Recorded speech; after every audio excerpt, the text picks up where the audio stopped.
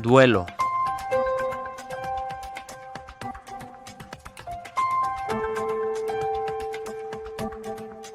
Definición.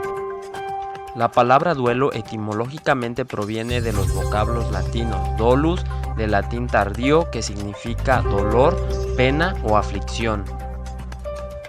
Demostraciones que se hacen para manifestar el sentimiento que se tiene por la muerte de alguien o por las pérdidas propias.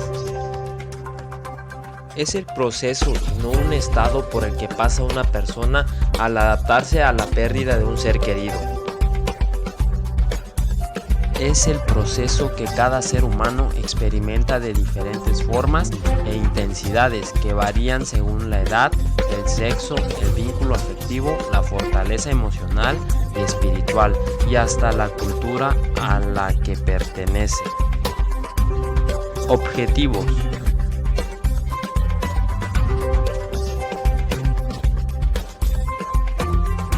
Aceptar la realidad de la pérdida, que es el paso más difícil.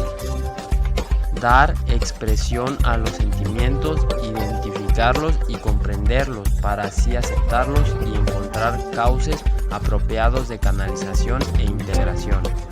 Adaptarse a la nueva existencia sin el ser querido. Invertir la energía emotiva en nuevas relaciones.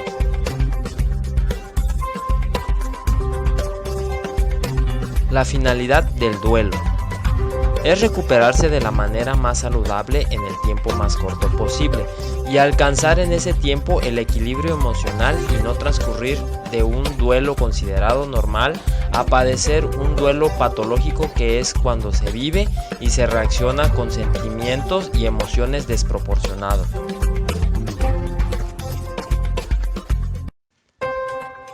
Factores del doliente. La madurez emocional. Es la forma en que el doliente procesa sus emociones, si las sabe reconocer y expresar, si las acepta y acoge, etc.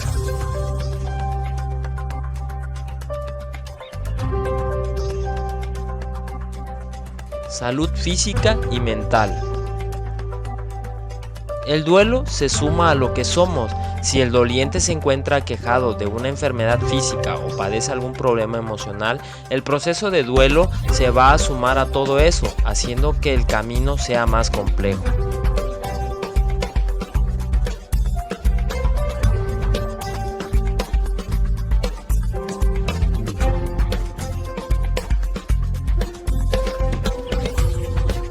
El autocuidado.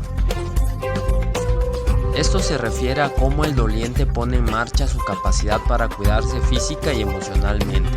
El hecho de que se sepa reconocer lo que le hace sentir bien y lo que le ayuda en esos momentos va a resultar muy beneficioso.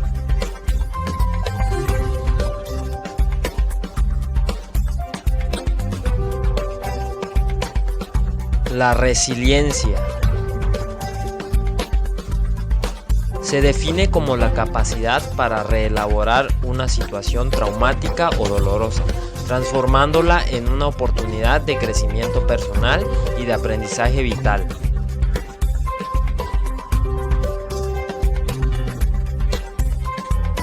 La espiritualidad. La religión, la fe, las creencias, etc.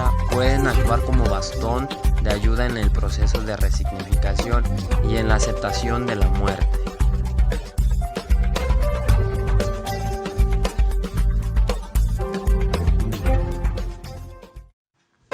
Factores con el fallecido. La vejez del fallecido. En general, procesamos con mayor facilidad la muerte de las personas de más edad que la muerte de los más jóvenes.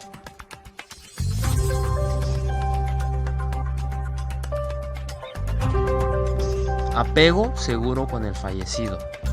Si la relación con el fallecido ha sido clara, sin ambivalencias ni ambigüedades, esto va a facilitar que la adaptación a la vida sin él y a la reelaboración de la relación sea menos compleja.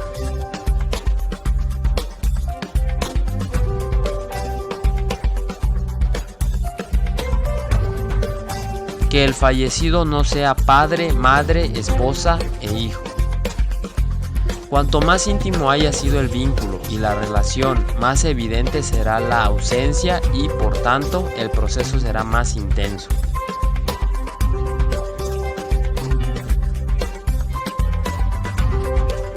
Participación en el cuidado del paciente. Los procesos de enfermedad largos implican momentos muy dolorosos, pero también proporcionan al doliente la tranquilidad de haber estado con su ser querido, acompañándolo y cuidándolo, la sensación de serenidad con un mismo resultado aliviador.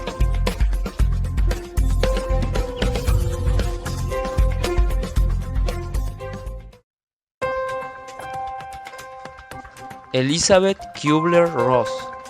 Etapas del duelo.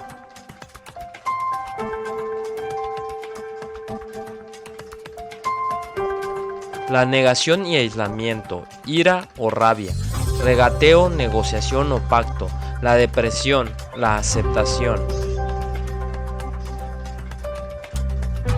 La negación y aislamiento es un mecanismo de defensa y trae consigo angustia y aislamiento, pues considera a la persona que nadie podrá entender lo que está viviendo. Exclama: no, yo no puede ser verdad. Se angustia ante lo desconocido y al futuro incierto.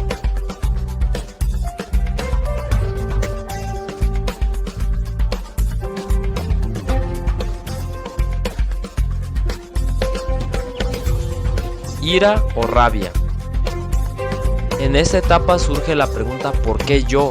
Esta fase de ira es muy difícil de afrontar para la familia, ya que la ira se desplaza en todas las direcciones y se proyecta contra los seres que les rodea. Las características de esta etapa son el enojo, odio y envidia hacia otros. Regateo, negociación o pacto. En esta etapa tal vez la persona pueda llegar a una especie de acuerdo que posponga lo inevitable. El pacto es un intento de posponer los hechos, incluye un premio a la buena conducta y fija plazo de vencimiento. Es el ofrecimiento de actitudes y sacrificios a cambio de la restitución.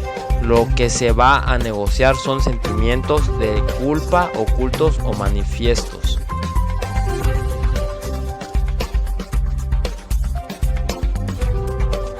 La depresión.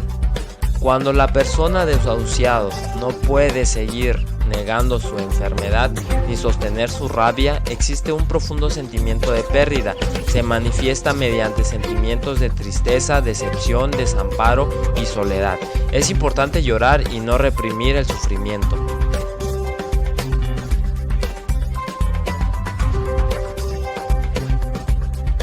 La aceptación. En esta etapa la persona está casi desprovista de sentimientos. Es como si el dolor hubiera desaparecido, la lucha hubiera terminado y llegaría el momento del descanso final antes del largo viaje.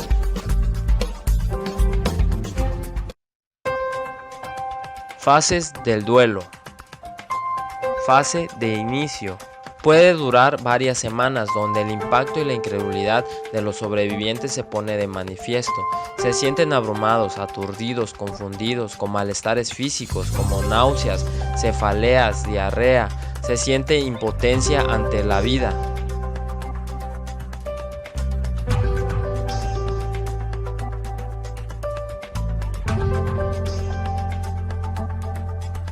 Fase intermedia. Puede ir de 6 meses a 1 año, donde la preocupación por la persona que falta persiste. El pensamiento está en el pasado y se acompaña del llanto, fatiga, insomnio o falta de apetito. En esta fase se evalúa emocionalmente la relación que se tenía con la persona fallecida.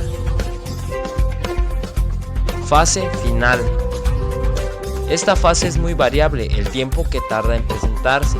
Se presenta cuando se reinician las actividades diarias, se recuerda al difunto con cariño y tristeza, en vez de dolor y nostalgia. Se aprende que hay otros valores y motivos para vivir y luchar.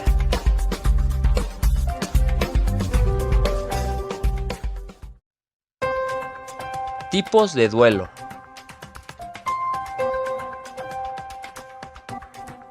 Duelo anticipatorio. Este se genera antes de la pérdida real, se produce y se inicia con el diagnóstico del paciente terminal. En muchos casos es la muerte. Es un desenlace que ya se conoce de antemano y durante este periodo de anticipación pueden surgir problemas específicos que requieren intervenciones específicas. El superviviente comienza las tareas del duelo así como experimentar las diferentes respuestas emocionales. Duelo ausente. Cuando la persona se queda atrapada en la primera etapa de negociación y no avanza. Duelo congelado.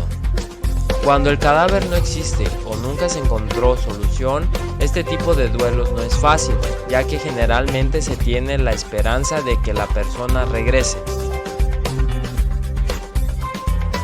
Duelo crónico. Es el que tiene una duración excesiva y nunca llega a una conclusión satisfactoria. Este tipo de duelo requiere que el terapeuta y el doliente evalúen qué tareas no se han resuelto y que mediadores puedan influir en ello. Duelo patológico o complicado. El duelo complicado es aquel que se manifiesta de varias formas. Es la intensificación del duelo a nivel en que la persona está desbordada, recurre a conductas desadaptativas o permanece inacabablemente en este estado sin avanzar en el proceso del duelo hacia su resolución.